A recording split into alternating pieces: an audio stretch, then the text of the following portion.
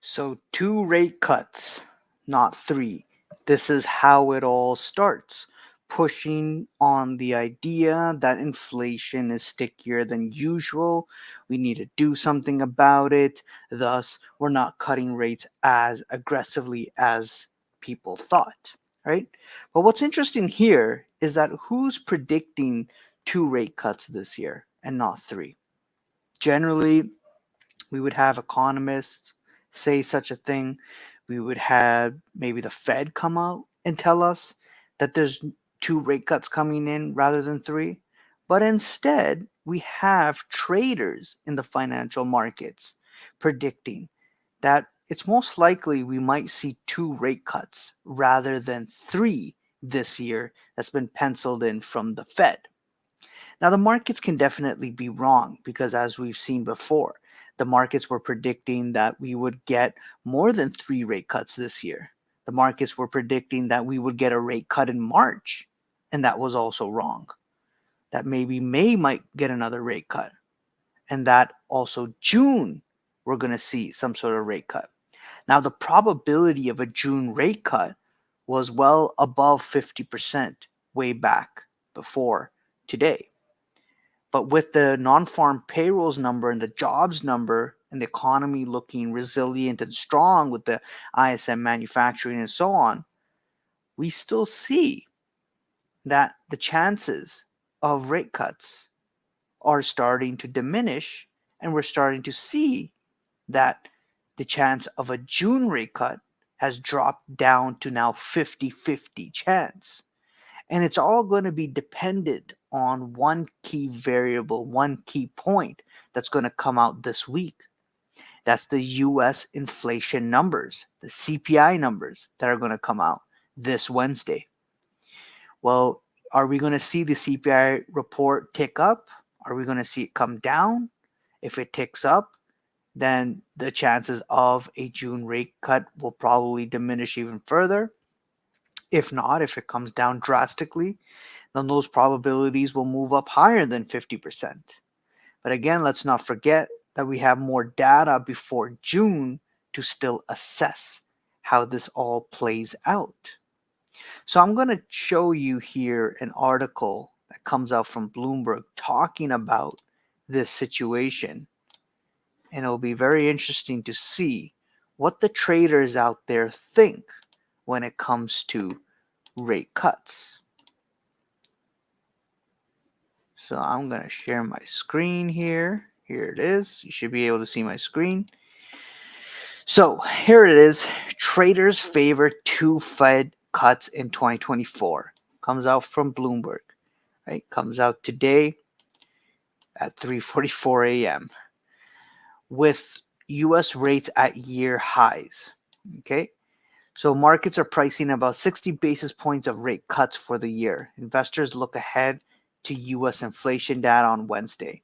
So traders' conviction on 3-point interest rate cuts from Federal Reserve this year is quickly dissipating, with markets now favoring two reductions instead of three. Now again, like I said, this can change very fast. The market's been wrong multiple times. Interest rate swaps, implying around 60 basis points of US monetary easing this year, which means two cuts is the most likely outcome, with the first expected by September. So we now move the idea of a June rate cut to now being pushed to September. Interesting. Happens to also be elections time around that time. So September, according to Bloomberg pricing. On Friday, the chance of a third rate cut was still above 50%. Treasuries fell Monday along with the peers, sending yields across the curve to highest levels of the year. The 2-year rate rose 3 basis points to 4.78%. The 10-year one was within striking distance of the key 4.5% level that some investors are watching as a major threshold that could determine whether rates revisit last year's high. So more on the shorter end, you can see the yields are more contained, although it has increased a little bit there. But you can see on the 10-year and the longer end of the curve, you're seeing the yields are moving up more aggressively, And if it reaches to last year highs, it can create damaging effects, right? Also, let's not forget the fact that these bond yields are moving up higher, it does create those tightening conditions. If for whatever reason we see those yields break new highs, think of the damage it will do, especially when it comes to commercial real estate and a lot of loans that are coming to refinance, right? Especially if the long and the 30-year ends up moving up higher in those yields, and the expectation of some sort of rate cuts are going to soften things up, it doesn't look like. But it's very confusing for many others because when you look at the stock market, on the other hand, the stock market continues to move up higher. Bonds are moving down because of the higher yields, right? Completely out of what you would think would be the norm. You would think that maybe we would see stocks come down on it as well. Well, there has been some sort of sideways action, and a lot of it may be explained by geopolitics as well. But we have yet to see more data in order to determine whether we will see some sort of um, slowdown in this equity rally. And we've heard from the Fed members before also talk about they don't want to reignite any kind of massive rally in the equity markets or this craziness, this euphoria in the markets because they're cutting rates. So that's why they're looking at it and they're assessing the situation as well. We'll talk about certain Fed members shortly here. So moving on, markets have been tempering bets on Fed cuts for the days as U.S. economic data remains resilient. The Fed's official have pushed back against needing for easing because why cut rates if the data looks like it's doing well? With some even stressing of a risk of hikes should progress in on inflation stall, right? Some are even saying that you could even see maybe rate hikes come in rather than rate cuts. So consumer price data is due later this week, like I mentioned on Wednesday. That's going to be really, really important to watch out what comes out from there. Following Friday's surprisingly strong payrolls report and the hawkish Fed comments over the weekend, Wednesday U.S. inflation data will be crucial, like I said. So, following the comments, what comments are we talking about here? Well, we had Fed Logan say much too soon to think about cutting rates, right? Logan increasingly concerned about upside inflation risk. We did see oil tick up, right? That also can contribute to the higher inflation time. Governor Bowman said it's not time yet to be cutting rates. We also heard Kashkari last week talk about that he doesn't see cutting rates um, soon as a good idea because the economy is doing fine, right? So this is, you know, the narrative, the example I was giving a couple months back. I was talking about that if inflation remains sticky, the economy remains resilient, why should they cut rates? That doesn't mean that the stock market is going to start crashing all of a sudden, although maybe certain event or a black swan event may cause that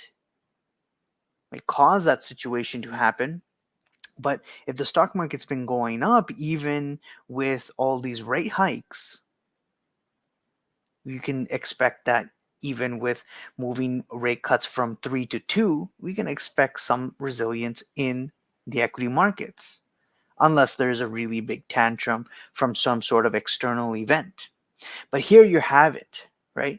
The traders basically telling you that they're leaning towards basically 2 rate cuts for the year starting in September. You've got certain Fed members coming out with the communication that cutting rates too soon may be a bad thing because we might see an uptake in inflation. There's other risks out there. We see oil moving up.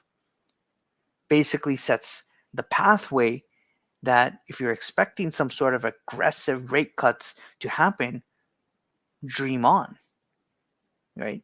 It's not going to happen anytime soon until we see some sort of deterioration in the economic data, which could still come. I'm not saying that it can't come. It could still happen. But if that's not the case, there's no really real reason to go ahead with cutting rates so aggressively, right? Even if they decide to do one or two, they can decide to do one or two this year and then pause in the beginning of next year, right? They can do one in September this year, they can do one in December this year, then pause, or they can do a September hike, pause in December, and maybe hike again. Sorry, I meant to say cut. They can cut in September and then not cut in December, and then cut sometime in the first quarter of next year. Possible. They can slow it down. Now, unless if the inflation numbers do tick up and things start to get crazy, some sort of geopolitical tensions, oil skyrockets above $100 a barrel, goes to previous highs, 150 above that, then you will definitely see tantrum in the markets. But right now, the markets are not pricing that. No one's really expecting that right now. But there are still risks, upsides risk, as the Fed has mentioned, right? Certain Fed members. So, anyways, very interesting to see traders come out, talk about this. Very interesting to see the treasury market, the bond market starting to sell off, right? Creating that tightness in the markets. Interesting to see the Fed comments. What's going to be very important, like I mentioned in the beginning, is that CPI number this week, Wednesday. So keep an eye out on that. Let me know what you guys think. Share your opinions, your comments in the comment section below. Hit the like button, the bell icon to be notified in the next video, and I'll see you guys around. Cheers. Bye.